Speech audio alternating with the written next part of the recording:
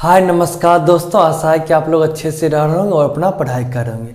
देखिए, हम आपको अयस्क के निष्कर्षण में अयस्क से धातु निकालने की प्रक्रिया में 3 बात बता चुके हैं, 3 पॉइंट। पहला, अयस्क का संदलन, जिसमें छोटे छोटे टुकड़ों में तोड़ते थे। अयस्क के संदलन में अयस्क को छोटे छोटे टुकड़ों में चूर्ण में बदलते थे। दूसरा हो गया आपका सांद्रण, फिर प्लोन विधि, गुरुत्व पृथक्करण विधि, ये सब पढ़े होंगे। तीसरा भी हम पढ़े थे अयस्क का ऑक्साइड में परिवर्तन, जिसमें पढ़े थे जारण निस्तापन। ये सब में भी अगर जारण में देखिए, अगर PbS है उसको ऑक्साइड में परिवर्तन कर देते PbO, लेकिन हमको क्या चाहिए? Pb, हमको तो धातु चाहिए।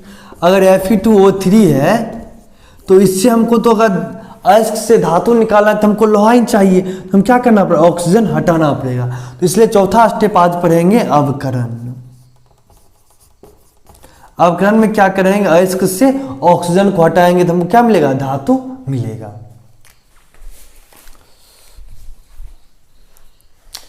पहले अवकरण समझते हैं, अवकरण क्या होता है।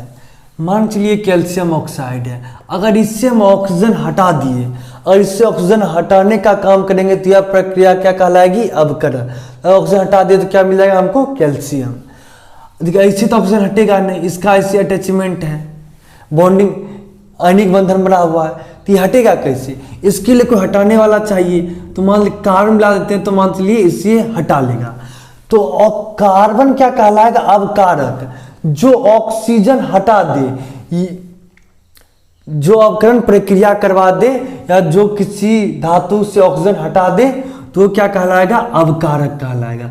इसको बोलते हैं reducing agent. Reducing agent. Carbon क्या हो गया? अवकारक। ऑक्सीजन हटाने वाला क्या कहलाएगा? अवकारक। अब उसी में देखिए, पहला अवकरण में बहुत सारा प्रक्रिया, उसमें पहला आ गया प्रद्रावण या प्रगलन। प्रद्रावण या प्रगलन बोल लीजिए या स्मेल्टिंग, तीनों चीज आपको याद रखना है। कभी क्या होता है कि स्मेल्टिंग ऐसे लिख देगा, आपको समझते रहना है क्या होता है। इसलिए हिंदी इंग्लिश पे भी फोकस रहना है, इंग्लिश को नेग्लेक्ट नहीं करना है। तो जो प्रद्रावण या प्रगलन होता है, लोहा, Fe, टीन, जिंक और सीसा के लिए उपयोग की जाती है। मतलब लोहा का ऑक्साइड होगा, टीन का ऑक्साइड होगा, जिंक ऑक्साइड होगा, सीसा होगा। और मान लीजिए Fe2O3 है। अब कोई पूछेगा कि इसमें ऑक्सीजन हटाने के लिए क्या करेंगे, तो प्रद्रावण या प्रगलन प्रक्रिया करेंगे। इसमें क्या करते हैं? निस्तापित या जारित अयस्क लेते हैं, उसमें अवकारक को मिला देते हैं, ऑक्सीजन हटाने वाले को मिला देते हैं, उसके बाद हीट करते हैं। इतना हीट करते हैं कि ये जो ठोस अवस्था में होता है वो धातु वो हमको द्रवित अवस्था में मिल जाता है। तो देखिए क्या होता है, निस्तापित जारित अयस्क है, उसके साथ अवकारक को मिला दिए, हीट किए तो हमको द्रवित धातु मिल गया। अवकारक है वो ऑक्सीजन के साथ भी क्रिया करके ऑक्साइड बना के यहाँ पे कुछ आएगा, वो जो धातु होगा, सॉरी, यहाँ पे जो अवकारक होगा, अवकारक आ जाएगा, ये उसका ऑक्साइड बना के हो जाएगा।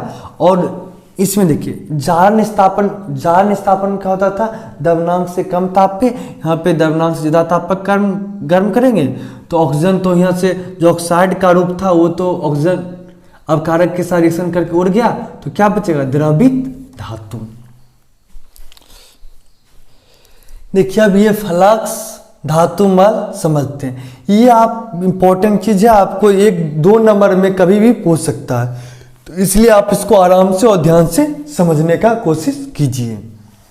ये फ्लक्स या द्रावक क्या होता है? जब प्राद्रावण, जस्ट हम प्राद्रावण प्रक्रिया पढ़े, जब प्राद्रावण प्रक्रिया कर रहे होते हैं तो अयस्क होता है ना, उसमें ऐसा कुछ अद्रवणशील जो या ना तो अयस्क के संदर्भ में गंदगी दूर हुआ, ना सांद्रण से दूर हुआ, ना ही हम उसको जारण या निस्तापन से दूर कर पाए, वो अद्रवणशील है। मतलब वो द्रवित नहीं हुआ, द्रवित नहीं हुआ तो क्या हुआ? वो गंदगी हटा ही नहीं। इस गंदगी को हटाने के लिए अयस्क में उपस्थित ऐसा अद्रवणशील गंदगी, उसको भी अधात्रि बोलेंगे। अगर नहीं हट रहा है, उसको हटाने के लिए बाहर से जो पदार्थ मिलाते हैं वो हो गया फ्लक्स या द्रावक। तो क्या बोलेंगे? अयस्क में उपस्थित अद्रवणशील अधात्री को हटाने के लिए बाहर से जो पदार्थ मिलाते हैं उसको क्या बोलेंगे, फ्लक्स या द्रावक। नोट्स का टेंशन नहीं लीजिए, वीडियो खत्म होती है आपको नोट्स मिल जाएगा। अब देखिए क्या किए, हम अधात्री था उसको हटाने के लिए द्रावक ला दिए, द्रावक या फ्लक्स ला दिए।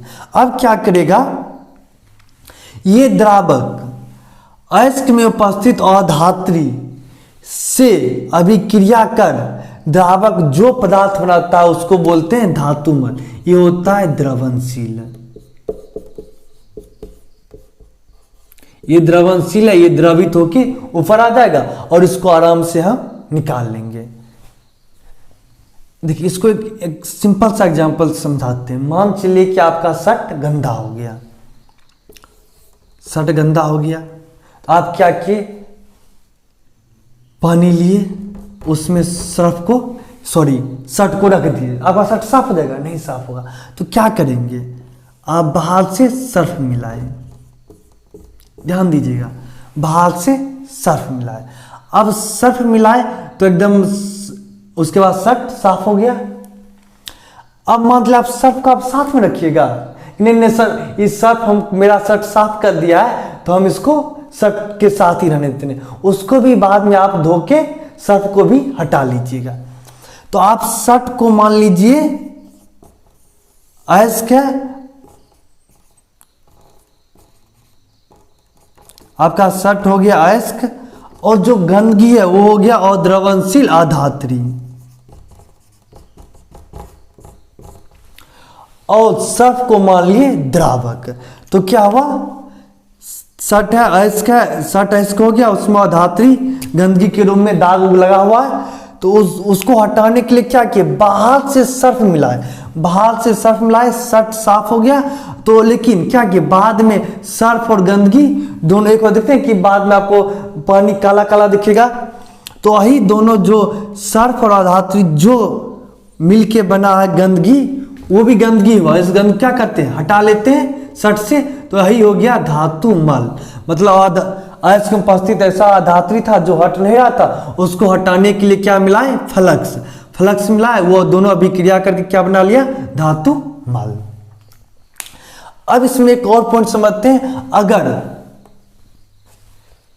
मिटाने वाला ले लीजिए,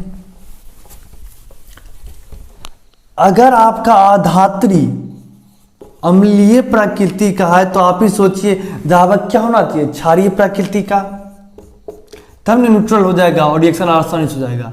अगर अधात्री क्षारीय प्रकृति का है तो हम द्रावक क्या लेंगे, अम्लीय प्रकृति का।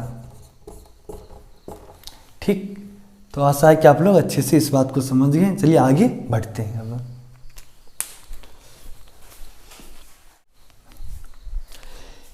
देखिए एक एग्जांपल से समझते हैं फ्लक्स स्लैग को।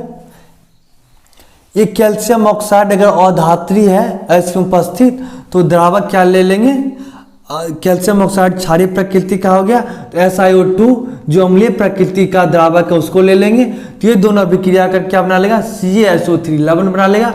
तो ये देखिए ये खत्म हो गया, धातुमल बन गया, ये मतलब द्रवित हो गया, तो इसको आराम से हम आसानी से अयस्क से हटा सकते हैं।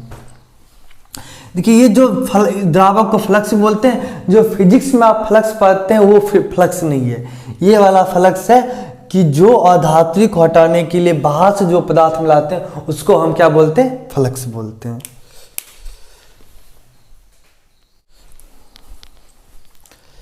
देखिए दोस्त अब समझते हैं हम कार्बन अवकरण विधि। नोट्स मिल जाएगा आराम से, कैसे आपको लैंग्वेज में लिखने के लिए कैसे बोर्ड एग्जाम लिखना आपको मिल जाएगा, उसका टेंशन नहीं लीजिए। अभी आप आराम से इस बात को समझिए। कार्बन अवकरण विधि में क्या करते हैं, देखिए तीसरा स्टेप में हम जारित या निस्तापित अयस्क मिलता है, उसके साथ क्या करते हैं, कोक मिलाते हैं। कोक क्यों मिलाते हैं, ऑक्सीजन हटाने के लिए, अयस्क से ऑक्सीजन हटाने के लिए। फ्लक्स क्यों मिलाते हैं, फ्लक्स हम इसलिए मिलाते हैं कि जो अद्रवणशील अधात्री है उसके साथ फ्लक्स अभिक्रिया करके स्लैग बना लेगा। तो जारित निस्तापित अयस्क लेते हैं, उसके साथ कोक और फ्लक्स दोनों को मिला देते हैं, उसके बाद क्या करते हैं, हिट करते हैं। डेल्टा का निशान आ गया तो हिट किए, हिट किए तो क्या हो गया, ये कोक क्या कार्बन हो गया, कोक बोली या चारकोल बोली, इसको कार्बन का शुद्ध रूप हो गया। ये क्या करेगा, कार्बन को ऑक्सीजन से बहुत प्रेम है, ये जहां ऑक्सीजन देखेगा उससे प्रेम करना शुरू कर देगा, तो इसको बर्दाश्त नहीं होगा, तो इसको ऑक्सीजन से अभिक्रिया करके कार्बन डाइऑक्साइड बना लेगा, कार्बन डाइऑक्साइड गैस बनाएगा या कार्बन मोनोऑक्साइड गैस बनाएगा, बना के हो जाएगा। उसके बाद क्या हो गया, जब धातु से ऑक्सीजन चला गया तो सिर्फ धातु बचेगा, और ये बहुत ज्यादा हीट दे रहे थे इसलिए ये पिघल के द्रवित धातु अवस्था में आ जाएगा। और जो फ्लक्स क्या करेगा, जो अद्रवणशील गंदगी था उसके साथ अभिक्रिया करके स्लैग बना लेगा। एक एग्जांपल समझते हैं, ये जिंक ऑक्साइड है, ये निस्तापित या जारित अयस्क हो गया। कार्बन अब कारक का काम करेगा, अभिक्रिया कर क्या किया, कार्बन ऑक्सीजन से अभिक्रिया करके कार्बन डाइऑक्साइड गैस बना लिया। और देखिए जिंक लिक्विड अवस्था में, ये द्रवित अवस्था में आ गया, द्रवित जिंक हो गया, द्रवित जिंक हो गया। ये देखिए ऐसे लिखे नहीं, ये बता रहा है सॉलिड अवस्था, ये कार्बन का सॉलिड अवस्था है, ये एल ये लिक्विड अवस्था हो गया, ये गैस बता रहा है, ये गैस अवस्था में हो गया, जी गैस बता रहा है। तो अब आशा है कि आप कार्बन अपकरण विधि को समझ गए, इसका आपको नोट्स मिल जाएगा, इस बात को भी आसानी से समझ जाएगी, इसका टेंशन नहीं लेना है आपको। तो एक बार रिकॉल करते हैं, कार्बन अपकरण विधि में क्या करेंगे, जारित निस्तापित है, इसके लिए उसको क्या कि कार्बन मिलाए, फ्लक्स मिलाए, तीनों को गर्म किए साथ में, तो फ्लक्स क्या करेगा, अद्रवणशील और धात्विक के साथ अभिक्रिया कर स्लैग बना लेगा, स्लैग को आसानी से हटा लेंगे। कार्बन ऑक्सीजन से अभिक्रिया कर गैस बना के उड़ जाएगा, तो वो क्या बचेगा, द्रवित धातु। और द्रवित धातु में भी जो गंदगी रहेगा उसको हम शोधन प्रक्रिया में साफ करके हमको शुद्ध धातु मिल जाए। 100 अपकरण विधि, सेल्फ रिडक्शन मेथड या ऑटो रिडक्शन मेथड, ये कभी कभार आपको 2 नंबर में पूछेगा, इसको आइए आराम से समझते हैं। पहला तो ये सल्फाइड एसिड के लिए उपयोग क्या होता है, देखिए सेल्फ रिडक्शन, आपको यहाँ सेल्फ से पता चला ये खुद अपने आप ही ऑक्सीजन को अपने से हटा लेगा। ये कुछ बच्चा आपको समाज में जरूर ऐसा दिखेगा, और उसको कोई थोड़ा सा हिंट दे देना तो अच्छा खासा पढ़ लेता है। किसी बच्चा को पूरे साल ट्यूशन करना पड़ता है, कुछ बच्चा सेल्फ स्टडी कर लेता है। सेल्फ स्टडी, उसको कोई थोड़ा सा हिंट दे दिया, कोई रास्ता बता दिया तो क्या कहता है, वो अच्छा से पढ़ लेता है। सेल्फ स्टडी, यहाँ भी इसको थोड़ा सा मतलब आइडिया देंगे, थोड़ा सा मतलब रिडक्शन करवा देंगे, तो ये खुद ब खुद अपने से पूरा अपने से ऑक्सीजन हटा लेगा, मतलब अपघटन प्रक्रिया हो जाएगा और धातु मिल जाएगा। चलिए इसको देखते हैं, इसमें क्या होता है समझते हैं। ये तो पहला सल्फाइड एसिड होता है ना, वो जब उसको जारन या भजन कर रहे होते हैं ना, उसी समय ये अपकरण भी प्रक्रिया आरंभ हो जाती है।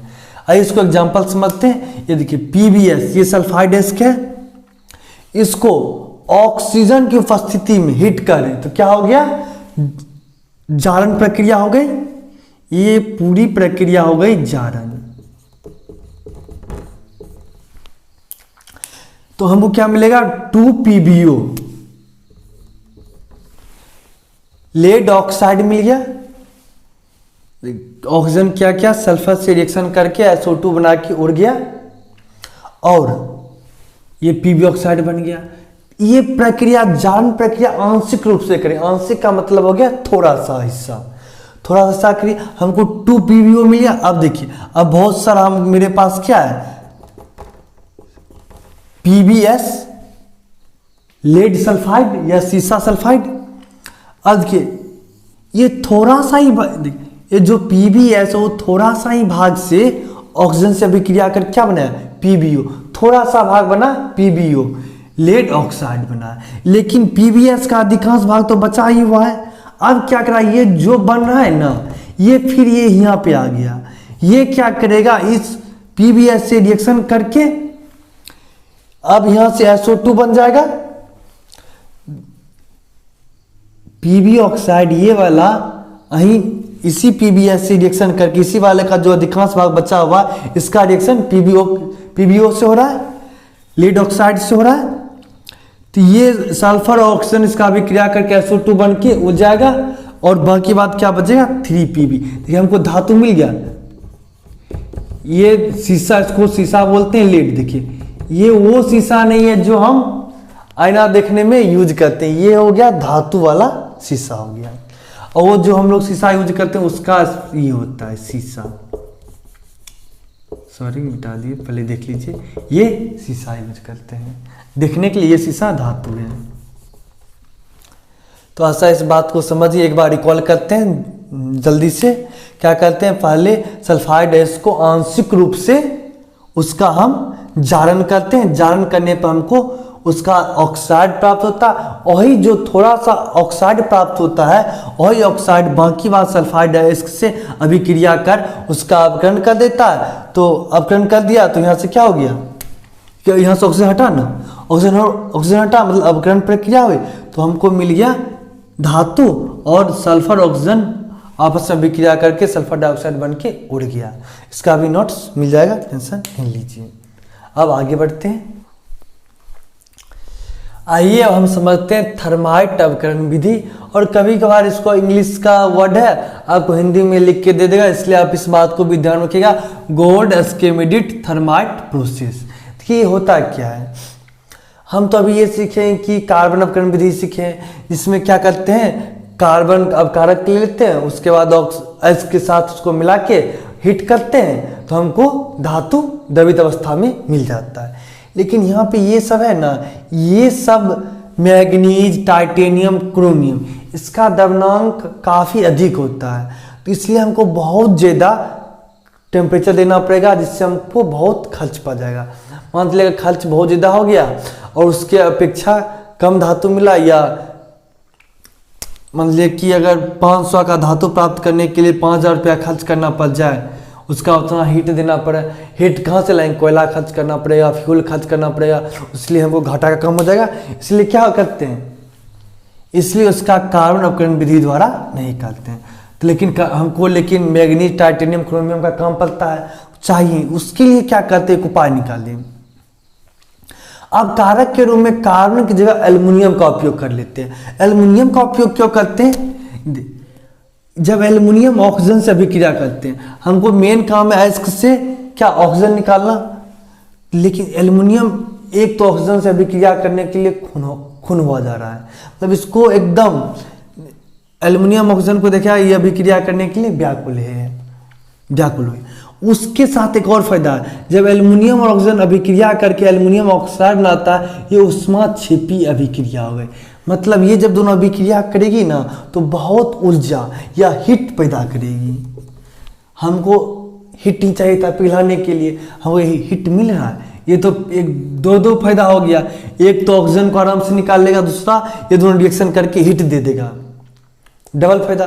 देखिए दीपावली में बम फोड़े होंगे, सलाह काठी ले जाते हैं, मोमबत्ती सलाह काठी बोल सकते हैं, उसको जला लिए, उसके बाद सुतली में लगा दिए, कितना कम ऊर्जा दिए, लेकिन ये आवाज़ किया या कितना ये मतलब आग छोड़ता है या लाइट देता है, तो कितना बहुत ज़्यादा ऊर्जा देता है। आप बताइए, थोड़ा सा तिल्ली से उसको ऊर्जा दिए, बहुत ऊर्जा दे दिया, तो बस इसी तरह एल्युमिनियम ऑक्सीजन का अभिक्रिया करवा दिए तो ये बहुत ज़्यादा ऊर्जा मिल गया। तो ये ऊर्जा हमको काम आ गई, इसलिए इसका यूज करते हैं। एग्जाम्पल से समझते हैं कि मैग्नीज ऑक्साइड है, मैग्नीज का एस्क है, उसको क्या किया, इससे हमको मैग्नीज निकालना है, तो एल्युमिनियम से अभिक्रिया करवा दिए और थोड़ा सा हीट दिए, तो हीट तो देना ही पड़ेगा, तो एल्युमिनियम ऑक्सीजन से अभिक्रिया करके Al2O3 बना लिया, एल्युमिनियम ऑक्साइड, ये भी बहुत हीट दिया, तो हमको बाहर से कम हीट देना पड़ गया और यहाँ पे हमको द्रवित अवस्था में मैग्नीज प्राप्त हो गया।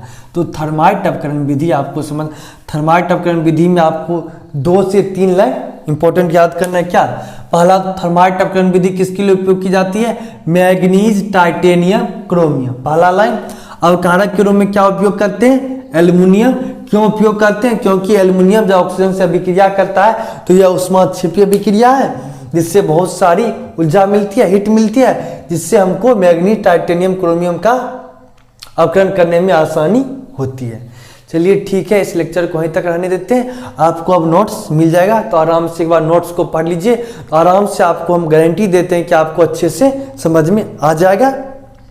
और उसके साथ अगर आपको वीडियो अच्छी लगी है तो तो क्या कीजिए, कमेंट कीजिए, दोस्तों के साथ शेयर कीजिए और दोस्तों को भी बोलिए सब्सक्राइब करें। जिससे क्या होगा, एक ये फायदा होगा कि अगर कोई हम वीडियो डालते हैं तो आपको तुरंत मिल जाएगा। देखिए मेन रीज़न एक ये भी है कि अगर आप यूट्यूब पे कुछ भी चला लीजिए ना, तो आप अगर कोई गाना सुनने लगे तो आपको 10 गाना का रिकमेंडेशन करने लगेगा। तो हम उसी टाइम अगर कोई वीडियो डालें तो आपको मिलेगी नहीं, इसलिए सब्सक्राइब करना जरूरी है। चलिए, थैंक यू।